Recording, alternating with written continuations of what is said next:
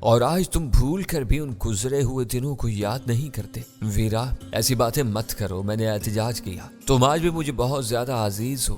شاید غزالہ بھی یہ بات اچھی طرح جانتی ہے اور ہماری طرف سے چشم پوشی اختیار کیے رہتی ہے۔ وہ ہر وقت تم پر اپنا حق جتا کر میرے سینے میں ایک آگ سے بھڑکاتی رہتی ہے۔ ویرا کی آواز سخت اور منتقمانہ ہو گئی۔ 2 روز پہلے کی باتیں شاید تمہیں یاد ہو۔ میں پی رہی تھی اور میرے مشورے پر تم غزالہ کو ساتھ لے کر تاروں بھرے آسمان کی چھاؤں میں دیر تک باہر چہل قدمی کرتے رہے تھے۔ میں اپنے کمرے کی روشنیاں گل کر کے بھیگی ہوئی حسرت زدہ آنکھوں سے تم دونوں کے ہیولے دیکھتی رہی۔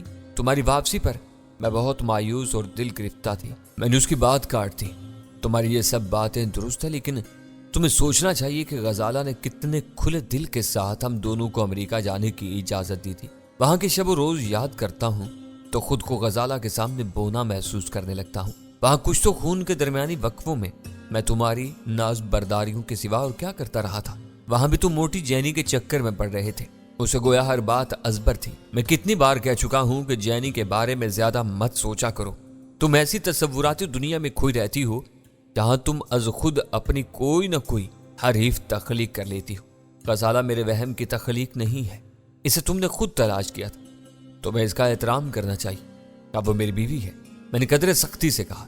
سچ بات یہ ہے کہ اسے میں تمہاری خوشی کی خاطر برداشت کرتی ہوں، ورنہ اسے بنے سورے دیکھ کر میرے سینے پر سانپ لوٹنے لگتے ہیں۔ ویرا تم حد سے تجاوز کر رہی ہو۔ میں اسے تمہارے خلاف بد کلامی کی اجازت نہیں دیتا تو تمہاری زبان سے ایسی نازیبا باتیں کیسے برداشت کر سکتا ہوں؟ اس سپاٹ ویرانے میں رہ کر میرا دماغ الٹا جا رہا ہے۔ دن رات وردیوں میں ملبوس ایک جیسے چہرے دیکھ دیکھ کر میری طبیعت اکتا گئی ہے۔ تم نے مجھے جلد ہی یہاں سے نہ نکالا تو میں کسی بھی وقت خاموشی سے اسٹیشن 4 چھوڑ دوں گی۔ شہر کا رخ کرتے ہی تم اپنے دشمنوں کے ہتھے چڑھ جاؤ گی۔ میں نے اسے خوفزدہ کرنا چاہا۔ ان کے پاس تمہارا پورا ریکارڈ موجود ہے۔ تمہیں معلوم ہے کہ جب میرا دماغ سنک جاتا ہے تو میں بڑے سے بڑے خطرے کو بھی خاطر میں نہیں لاتی۔ بعد میں جو ہوگا دیکھ لیا جائے گا۔ یہ بتاؤ کہ تم مجھے بھری محفل سے اٹھا کر اس کمرے میں کیوں لائی تھی؟ میرے سوال پر اس کی آنکھیں چمک اٹھی۔ میں غزالہ کو دکھانا چاہتی تھی کہ تم پر میرا بھی کچھ حق ہے۔ میں ہر وقت کڑتی رہتی ہوں، اس وقت وہ سلگ رہی ہوگی۔ وہ بہت قناعت پسند اور صابر و شاکر لڑکی ہے۔ تم نے اس کے ساتھ زیادتی کی۔ میرے دل میں بہت غبار جمع ہو گیا تھا۔ میں اس وقت تمہارے سامنے اپنی بھڑاس نہ نکالتی تو کسی وقت غزالہ سے لڑ پڑتی اور تم مجھ سے خفا ہو جاتے۔ میں بعض معاملات میں ویرا کی خود غرضانہ سوچ سے اچھی طرح واقف تھا۔ اسے کچھ دیر تک بات کرنے کے بعد میں نے یہ نتیجہ اخذ کر لیا کہ اس کی سوچ میں فطور کی داغ بیل اسی رات پڑی تھی جب وہ تنہا بیٹھی مہنوشی کر رہی تھی اور میں نے غزالہ کے ایما پر اس کی پیشکش مسترد کر دی تھی۔ میرے اس انکار پر ویرا نے شاید استضائیہ انداز میں مجھے غزالہ کے ساتھ کھلی فضا میں چہل قدمی کرنے کا مشورہ دیا تھا اور میں نے پورے خلوص سے اس کا مشورے پر عمل کر ڈالا تھا۔ ویرا ہمیں دیکھ دیکھ کر اپنی تنہائی پر کڑتی رہی اور تلخ خیال اپنے معدے میں ڈیلتی رہی۔ نشے کی حالت میں ہر شخص ضرورت سے زیادہ حساس اور جذباتی ہو جاتا ہے۔ وہ تو ویرا تھی۔ غزالہ کے خلاف اس کی ساری حسرتیں گرہیں بن کر اس کی کھوپڑی کے کسی حصے میں پیچ ڈالتی رہی۔ ہماری واپسی پر اس نے تنہائی میسر آتے ہی میرے ساتھ خاصی تلخ نوائی کی تھی، جسے میں نے ویرا کے نشے کی جھونک سمجھ کر ٹال دیا اور غزالہ کو اس کے ساتھ چھوڑ کر اسٹیشن 4 کی مردانہ خوابگاہ میں چلا آیا۔ غزالہ نے اگلے دن مجھ سے ویرا کے بارے میں کوئی شکایت نہیں کی، لیکن ویرا کے پھٹ پڑنے کے بعد میرے لیے اندازہ لگانا دشوار نہیں تھا کہ میرے چلے جانے کے بعد ویرا نے غزالہ کے ساتھ ضرور زہر افشانی کی ہوگی۔ غزالہ نے اپنے طور پر اس سے نمٹ لیا۔ شاید اس کوشش میں اس نے تلخ و ترش باتیں بھی کی ہوں جو ویرا کے بغض میں اضافے کا سبب بن گئی۔ وہ رات گزر گئی، ویرا کا نشہ بھی اتر گیا، مگر اس کے دل و دماغ پر چھایا ہوا غبار صاف نہیں ہو سکا۔ وہ 2 دنوں سے مسلسل اسی بارے میں سوچتی رہی اور آخرکار مجھ سے الجھ بیٹھی۔ یہ غنیمت ہوا کہ میں اس کے مطالبے پر الگ کمرے میں چلا آیا تھا۔ صاف انکار کر دیتا تو وہ شاید ماضی کے حوالے سے غزالہ اور دوسروں کے سامنے ایسی باتیں چھیڑ دی تھی جو وقت گزر جانے کے بعد میرے لیے کسی بھی طرح قابل فخر نہیں ہو سکتی تھی۔ میں نے اپنی جگہ چھوڑ کر ویرا کے شانے پر تھپکی دیتے ہوئے کہا، تم آج بھی مجھے عزیز ہو، میں تم سے خفا نہیں ہو سکتا۔ تم نے پہلے ہی مجھ سے بات کر لی ہوتی تو 2 روز تک جلتی بھنتی نہ رہتی۔ یہاں بات کرنے کا موقع کہاں ملتا ہے؟ ذرا سی دیر کے لیے تمہیں اس کمرے میں لائی ہوں تو ان تینوں کے کان دیواروں سے لگے ہوئے ہوں گے۔ میں تم سے اس کی بات ادھوری رہ گئی۔ دروازے پر ہلکی سی دستک ہوئی۔ ویرا نے استضائیہ ہنسی کے ساتھ ملامت بھری نظروں سے میری طرف دیکھا اور کہا، دیکھ لیا، ہماری خلوت کسی کو برداشت نہیں ہے۔ اس طنز کے بعد ویرا نے اونچی آواز میں کم کہا اور اول خان دروازہ کھول کر اندر آ گیا۔ اس کے چہرے پر گہری سنجیدگی طاری تھی۔ गनीमत है कि यहाँ का माहौल मुसालिहाना है, उसने तारीफी लहजे में कहा। मैं अपनी बेजा मुदाखलत के लिए मुआज़त खां हूँ, सिर्फ यह बताने आया हूँ कि मैं इसी वक्त शहर रवाना हो रहा हूँ। धनराज के होटल से रवाना होने वाली एक मुश्तबा गाड़ी का ताक़ुब करने वाला मेरा एक आदमी अचानक ही स्टेशन 4 से कट गया है। देखना होगा कि उसके साथ क्या हुआ है। उसके वो फिक्रे मुबहम थे। मैंने मुस्लिमाना अंदाज में कहा, जाने से पहले इतना ज़रूर बता दो कि स्टेशन 4 से कट जाने का क्या मतलब है। वो मोटरसाइकिल सवार है, ट्रांसमीटर पर हमारे कंट्रोल रूम को मुसलसल रिपोर्ट दे रहा था। अब ये भी खबर मिली है कि 10 मिनट से यह राब्ता टूटा हुआ है। कंट्रोल रूम वाले मुसलसल उसे पुकार रहे हैं, मगर वो खामोश है। वो मामला संगीन था। अव्वल खान की बताई हुई सूरत हाल का एक ही मकसद था कि वो किसी हादसे का शिकार होकर हलाक या बेहोश हो चुका है। वो वहशतनाक खबर सुनकर हम दोनों भी अव्वल खान के साथ उस कमरे से निकल आए। उसकी गाड़ी वहीं आ लगी थी। वो हमसे रुखसत होकर शहर की तरफ रवाना हो गया। मोटरसाइकिल सवार कुर्बान अली के बारे में वो पुरतशवीश खबर जंगल की आग की तरह पूरे स्टेशन 4 में फैल गई थी और हर शख्स अपने साथी की खैरियत के बारे में फिक्रमंद था।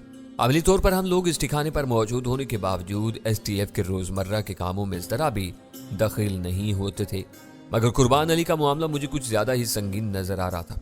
मैं सुल्तान शाह को साथ लेकर सूरत-ए-हाल जानने के लिए कंट्रोल रूम की तरफ चल दिया। रास्ते में बचिल शाह हमें मिल गया था। उसे पता चला कि वो किस्सा वाकई संगीन था। धनराज शहर के एक मशहूर और बड़े होटल में रह रहा था। वहां यह मुमकिन नहीं था कि 24 घंटे उस कमरे की निगरानी की जा सके। फिर भी कुर्बान अली को होटल पर मामूर कर दिया गया था। वो वहां आने जाने वाले मुश्तबा अफराद पर नजर रखता था और अपने तौर पर यह सुराग लगाता था कि वो होटल के किस कमरे के बासी के मेहमान या मुलाकाती हैं। अपनी हासिल की हुई मालूमात वो लासिल की ट्रांसमीटर पर वक्फे वक्फे से स्टेशन 4 के कंट्रोल रूम को देता रहता था। आमतौर पर रात के 10 बजे उसकी ड्यूटी खत्म हो जाती थी, क्योंकि उस वक्त तक धनराज नशे में मदहोश होकर अपने कमरे तक महदूद हो जाता था। कुर्बान अली की गुज़िश्ता रिपोर्टों से ये जाहिर होता था कि धनराज से मिलने के लिए आने वालों में शहर के बाज ओबाश रईसदादों के साथ बिगड़े हुए सरकारी अफसरान भी शामिल थे। धनराज का कमरा दिन भर उन लोगों की आमाजगाह बना रहता था। इनकी दिलजोई और अपनी आमदनी के लिए शहर की खूबरू मगर बदनाम लड़कियां भी दिन भर वहां आती जाती रहती थी। इनमें 2 लड़कियों के नाम खास तौर पर नोट किए गए थे, जो बिला नागा हर शाम धनराज के कमरे पर पहुंचती थीं और कुर्बान अली की ड्यूटी खत्म होने तक भी उनकी वापसी के कोई आसार नहीं होते थे। इन औकात में धनराज तनहा होता था या इसका एक और हिंदू दोस्त मौजूद होता था। इन रिपोर्टों से साफ जाहिर होता था कि धनराज अपने आकाओं के मकासद हासिल करने के लिए इन्हीं के आजमूदा हरबे इस्तेमाल कर रहा था। शराब और शबाब से सरकारी अफसरों की ज़ियाफत करके उनसे अपने मतलब की बातें उगलवाता था और मेजर बख्शी को मुतल्ला कर देता था। उस शाम कुर्बान अली ने पहली मर्तबा शहर के 2 जराइम पेशा अफराद को धनराज के कमरे में जाते देखकर कंट्रोल रूम को इतला दी थी। वो दोनों कत्ल और मंशियात फरोशी से हथियारों के लेन देन तक हर वो गैर कानूनी काम करते थे जिसमें इन्हें माकूल आमदनी की तवक्का हो। वो 12 हवालात की सैर करते रहे थे, लेकिन नामालूम वजूह के बिना पर इनके खिलाफ कभी कोई चालान किसी अदालत में पेश नहीं किया जा सका था। वो किसी अदालत से सजायाब हुए बगैर बज़ाहिर बेदाग रिकॉर्ड के साथ अपनी गंदी सरगर्मियों में मसरूफ थे। वो धनराज के कमरे में तकरीबन पौन घंटा गुजार कर वापस चले गए। रात के 8 बजे वो दोबारा होटल की हदूद में नजर आए तो इनके तेवर पतले हुए थे। वो दोनों मोहतात और चौकन्ने नजर आ रहे थे। उनके जिस्मों पर मौजूद जीन्स और ढीली ढाली कमीजों से जाहिर हो रहा था जैसे वो किसी मुहिम पर निकले हुए हो। वो खबर मिलते ही अव्वल खान ने कंट्रोल रूम के जरिए कुर्बान अली को पैगाम दिया कि वो इन दोनों पर कड़ी नजर रखे। इन्हें एक लम्हे के लिए भी अपनी नजरों से ओझल ना होने थे। इन दोनों की मुश्तबा सरगर्मियों का सुराग लगाने के लिए अव्वल खान ने आर्जी तौर पर धनराज को नजरअंदाज करने का बिल्कुल सही फैसला किया था। धनराज से मिलकर वो दोनों जल्द ही वापस आ गए। इनका रुख होटल की जेरी मंजिल पर वाक़ पार्किंग लाट की तरफ था। कुर्बान अली एहतियात से इनके पीछे हो लिया। नीम रोशन और पुरस्रार से पार्किंग लाट में इन दोनों का तीसरा साथी एक बंद जीप में बैठा इनकी वापसी का मुंतजिर था। वो तीनों जीप में फौरन ही वहां से रवाना हो गए। कुर्बान अली की मोटरसाइकिल भी वहीं मौजूद थी। चंद सानियों बाद वो जीप के पीछे हो लिया। सड़क पर पहुंचने तक उसकी तजर्बेकार निगाहों ने भांप लिया था कि जीप का पिछला हिस्सा काफी झुका हुआ था। इसके 2 ही सबब हो सकते थे। जीप का पिछला सस्पेंशन कमजोर था या फिर जीप में कोई वजनी सामान लदा हुआ था जिसका ताल्लुक धनराज से जरूर था। अगर वो लोग किसी को कत्ल करने के लिए जा रहे थे तो इन्हें जीप में कोई तोप लादने की जरूरत नहीं थी। कोई भी जदीद और हल्का फुल्का हथियार ये काम सर अंजाम दे सकता था। जब से हेरोइन की वबा फैली थी, मंशियात का धंधा भी मनों और टनों से सिमट कर महज किलोग्रामों तक महदूद हो गया था। चंद किलो वजनी ब्रीफ केस के हेर फेर में इतनी रकम कमाई जा सकती थी जो चर्च वगैरह के मनोवजनी तेलों के लेन देन ही में मुमकिन थी। इस तजिए के नतीजे में अव्वल खान ने राय कायम की थी कि वो राह वालों के इशारे पर गैर कानूनी हथियारों की मुंतकिली की कोई कोशिश हो सकती थी जिसका पीछा करना ज्यादा जरूरी था। वो मालूमात यकजा करने के बाद मैंने कंट्रोल रूम का चक्कर लगाया। इस वक्त तक वहां अव्वल खान की तरफ से कोई पैगाम नहीं आया था, मगर मुझे ये जानकर खुशी हुई कि राब्ता खत्म होने से पहले कुर्बान अली ने कंट्रोल रूम वालों को जीप का नंबर और इन तीनों में से एक का नाम नोट करवा दिया था। तराई के होटल से रवानगी के बाद मुश्तबा जीप का रुख इन आबादियों की तरफ था जो तरक्याती इस्तिलाह में ट्रांसलियारी कहलाती है। जीप नुमाइश और सबील वाली मस्जिद के चौराहों से गुजरकर जहांगीर रोड पर मुड़ चुकी थी। वो सड़क 3 हट्टी के पुल को अबूर करती हुई सीधी लियाकत आबाद में दाखिल हो जाती है। मुझे याद आया कि मैंने फोन पर मेजर बख्शी से बात करते हुए पिछली बार उसी शुबे का इजहार किया था कि डैनी लियाकता आबाद के गुंजान आबाद इलाके में कहीं रोपोश है। वो पुरानी बातें थी। इस शाम मेरी उससे झड़प हो चुकी थी जिसका इख्तिताम ज्यादा नाखुशगवार नहीं था। कुर्बान अली ने आर्म्स डीलर भीषम दास और उसके 2 साथियों की मुश्तबा नकलो हरकत का जो वक्त बताया था वो मेरी और मेजर बख्शी की मुलाकात के बाद का था। इसका मतलब था कि मेजर बख्शी ने फौज में मेरे यूनिट और रिटायरमेंट की तारीख बताने से इनकार का ज्यादा असर नहीं लिया था।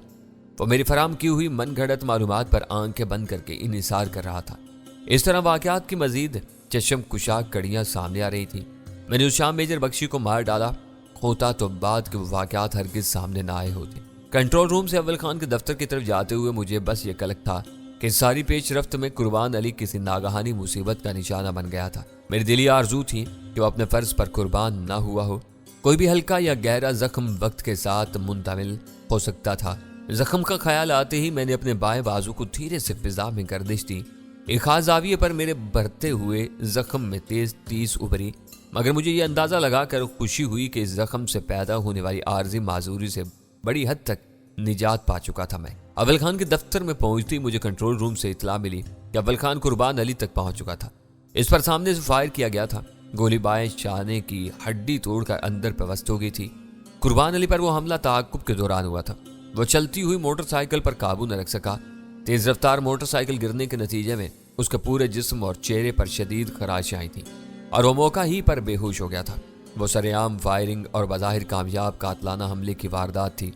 शहर के माहौल और बसा औकात पुलिस के जारहाना रवैये की वजह से आम शहरी ऐसी वारदातों का निशाना बनने वालों की मदद करने से अमूमन कतराते थे, मगर कुर्बान अली की खुश नसीबी थी कि वो वाकया देखने वाले चंद दर्दमंद शहरी फौरी तौर पर उसे एक माल बरदार सुजुकी के अकबी हिस्से में डालकर आबासी शहीद अस्पताल ले गए, जहां पूरी तवज्जो के साथ उसे बेहतरीन तिब्बी इमदाद दी जा रही थी। मेरी दुआ बार आवर हुई थी। कुर्बान अली जिंदा था। उसने दिलेराना अंदाज में मुजरमों का ताक़ुब करके गाजियाना किरदार की एक काबिल तारीफ मिसाल कायम की थी। मैं कुर्सी पर बैठा कुछ देर तक सोचता रहा। सुल्तान शाह ने दरमियान में टोका, अब पछताना बेकार है। तुमने मेजर बख्शी का काम तमाम कर दिया होता तो ये सब न हुआ होता। मेरा ख्याल है कि अभी कुछ नहीं हुआ। जो कुछ होने वाला है इस पर दुश्मनों की रूहें तक लर्ज कर रह जाएगी। मैंने उसके चेहरे पर नजरें गाड़ कर संजीदगी से कहा, कुर्बान अली बुरी तरह जख्मी हुआ है। पता नहीं जीप के जरिए ले जाने वाले हथियार अगले दिनों में कितनी जानों की भेंट लेंगे। क्या तुम्हें इस बोझ का जरा भी अंदाजा नहीं है? अभी कुछ कहना कबल अज वक्त है। जहांगीर रोड पर रहने वालों में इंसानी हमदर्दी का जज्बा भी जिंदा है। अगर कुछ लोगों ने कुर्बान अली की मदद की है तो दूसरों ने गोली चलाने वालों की राह रोकने की कोशिश भी की होगी। तुम इतनी मायूसी क्यों दिखा रहे हो? ये तुम्हारी खुश फहमी है। जरूरी नहीं कि मजलूम की मदद का हौसला रखने वाले अपनी जानों पर खेल कर जालिम से भी टकरा जाएं। बारूद की नन्ही सी गोली बड़ी जालिम शय होती। इसकी दहशत से हाथी जैसा वजूद रखने वाले भी चूहे के बच्चे की तरह कांपने लगते। उसकी दी हुई मिसाल पर मुस्कुरा कर रह गया। अगले लम्हे मैंने फोन का रिसीवर उठाया तो वो फौरन बोल उठा, अब किसे फोन करने का इरादा है? देखता हूं कि धनराज क्या कर रहा है। मैंने कहा, शायद उससे कुछ मालूम हो सके। बेकार है, वो टुंग पड़ा होगा। हो सकता है कि फोन उठाने वाला भी कोई और हो। एक कोशिश कर लेने में क्या हर्ज है? ये कहकर मैंने उसका रास्त नंबर मिला डाला। हेलो, कौन बोल रहा है? धनराज की आवाज लड़खड़ाती हुई थी, मगर वो मदहोश नहीं था। जमाल, कर्नल जमाल। मैंने बिला तो अकुफ जवाब दिया। मैंने तुम्हारे रंग में भंग तो नहीं डाला? नहीं यार, तुमने अच्छा किया कि फोन कर लिया। उसकी बहकी हुई आवाज में गर्म जोशी होत कर आई। आज मैंने सुनहरे बालों और चांद जैसे मुखड़े वाली कामनी को बुलाया हुआ था। वो सरूर में आकर धीरे धीरे नाचती है तो समा बांध देती है। इसे लौटाकर मैं बहुत उदास और अकेला हो गया। مجھے اس کی ان خرافات سے کوئی دلچسپی نہیں تھی، مگر میں نے اسباب جاننے کی نیت سے پوچھا بلایا تھا تو پھر اسے بھگا کیوں دیا؟ کچھ گڑبڑ ہو گئی ہے یار، میرے لیے یہ ساری نحوست تمہارے ڈینی کی وجہ سے نازل ہوئی ہے۔ ڈینی میرا نہیں تمہارا ہے، تم ہی اس کے لیے مرے جا رہے ہو۔ اس کا موڈ کا اندازہ لگا کر میں نے بے تکلفی سے کہا، کیا وہ کامنی کا دعوے دار بن کر وہاں پہنچ گیا تھا؟ کاش یہی ہوا ہوتا۔ اس کی حسرت زدہ آواز اٹھی، انسان کا سوچا ہوا ہوتا ہی کب ہے؟ وہ نہیں آیا پر اس کا آسیب میرے آس پاس ضرور منڈلا رہا ہے۔ تم میرے تجسس کو بھڑکا رہے ہو، تمہیں معلوم ہے کہ وہ میرا شکار ہونے والا ہے۔ میں نے خوش دلی سے کہا، تم سرور کے عالم میں باتیں مزے کی کرتی ہو۔ سنا گیا ہے کہ وہ لیاقت آباد میں کہیں مرا ہوا ہے۔ میں نے اس علاقے میں اپنے آدمیوں کو کچھ ہتھیار پہنچانے کی کوشش کی، اس میں گڑبڑ ہو گئی ہے۔ کیسی گڑبڑ ہوئی ہے؟ کوئی خفیہ بات نہ ہو تو ذرا وضاحت سے بتاؤ کہ کیا ہوا ہے۔ اس نے فون پر ایک گہرا سانس لیا، پھر کہا، میں نے سارا بندوبست کر لیا تھا اور اس کامیابی کا جشن منانے کے لیے کامنی کو بلا لیا تھا۔ وہ بستر پر تھی۔ میں نے باہر والی بیٹھک میں سارا انتظام طے کر کے پارٹی کو رقم دے دی۔ گاڑی نکلی مگر منزل پر پہنچنے سے پہلے ایکسیڈنٹ کا شکار ہو گئی۔ مجھے اپنے دل میں ٹھنڈک سی اترتی ہوئی محسوس ہوئی۔ میں نرمی سے پوچھا، آدمی تو بچ گئے نا؟ دیر سویر ضرور ہوگی مگر کام پورا کرنے والے زندہ ہونے چاہیے۔ اچھا تھا کہ سالے مر جاتے۔ دھنراج کی بے رحمانہ آواز سے کلک جھلک رہا تھا۔ راستے میں ان تینوں کو وہم ہو گیا تھا کہ کوئی موٹر سائیکل والا ان کا پیچھا کر رہا ہے۔ انہوں نے گولی مار کر اسے گرایا اور جیپ کی رفتار ایک دم بڑھا دی۔ آگے گلی سے نکلنے والے ٹرک سے ٹکرا کر جیپ الٹ گئی۔ اوہ، یہ تو بہت برا ہوا۔ میں نے درمیان میں ہی اس سے ہمدردی ظاہر کی۔ رائفلوں اور میگزین کے کریٹ بہت مضبوط ہوتے ہیں۔ رفتار کی وجہ سے جیپ نے دور تک لابازیاں کھائیں تو لکڑی کے سارے کریٹ چکنا چور ہو گئے۔ ہر طرف رائفلیں، میگزین اور گولیاں بکھری دیکھ کر وہ تینوں ایسے حواس باختہ ہوئے کہ اپنے زخموں کی پرواہ کیے بغیر وہاں سے بھاگ گئے۔ میں نے سلطان شاہ کو آنکھ ماری اور ماؤتھ پیس میں کہا، تمہاری رقم تو نہیں ڈوبے گی نا؟ واپس مل جائے گی نا؟ رقم کی واپسی کا تو سوال ہی پیدا نہیں ہوتا۔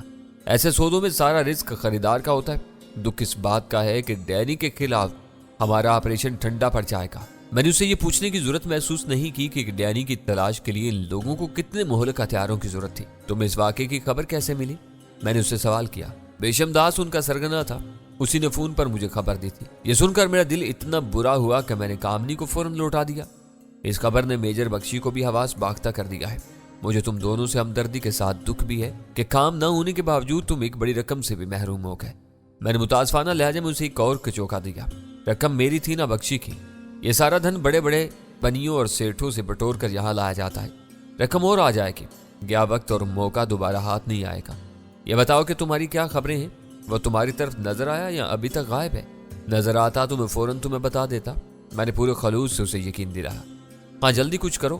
ڈینی اب اوبی کے اعصاب پر سوار ہو گیا۔ اس کی کتیا مری تو اس نے الزام ڈینی پر لگا دیا۔ اب وہ یہی کہے گا کہ جیپ کو ٹکر مار کر الٹنے والا ٹرک ڈینی چلا رہا تھا۔ ہم سب اس کے لیے مرے جا رہے ہیں اور وہ آرام سے بھنگ پیے لیاقت آباد کے کسی کمرے میں سو رہا ہوگا۔ وہ باتیں کرنے کے موڈ میں تھا اور بے سروپا باتیں بھی کر رہا تھا۔ میں نے اس کی حوصلہ شکنی نہیں کی۔ مجھے اس دوران میں یہ خیال بار بار ستا رہا تھا کہ اخوت، بھائی چارے اور آپس کے فائدے کے نام پر اکھنڈ بھارت کا پرچار کرنے والے وہ سب انتہا پسند اندر سے کس قدر متعصب اور دوغلے تھے کہ انہوں نے اپنے آس پاس اپنے ہم مذہبوں کی جتھے بندی کی ہوئی تھی۔ بخشی اور دھنراج کی طرح بھیشم داس بھی اپنے نام سے ہندو معلوم ہوتا تھا۔ دھنراج کی محبوبہ کامنی بھی مسلمان یا عیسائی نہیں ہو سکتی تھی۔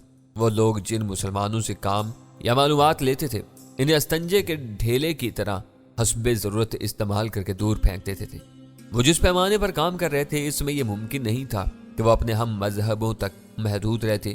مجھے دکھ تھا کہ ہندوؤں کے صدیوں پرانے نسلی تعصب کے باوجود بعض اہم پاکستانی ان کے اعلی کار بنے ہوئے تھے۔ ان میں چودھری سلام سندھ کے چیف سیکرٹری اور آئی جی کے نام سر فہرست تھے۔ یہ تینوں وہ لوگ تھے جو کھٹو مل کی وجہ سے میرے سامنے بے نقاب ہوئے تھے۔ دوسرے پردہ نشینوں میں کس کس کا نام شامل تھا یہ خدا ہی بہتر جانتا تھا۔ اول خان کرب اور بے چارگی کے عالم میں نہ جانے کہاں مارا پھر رہا تھا۔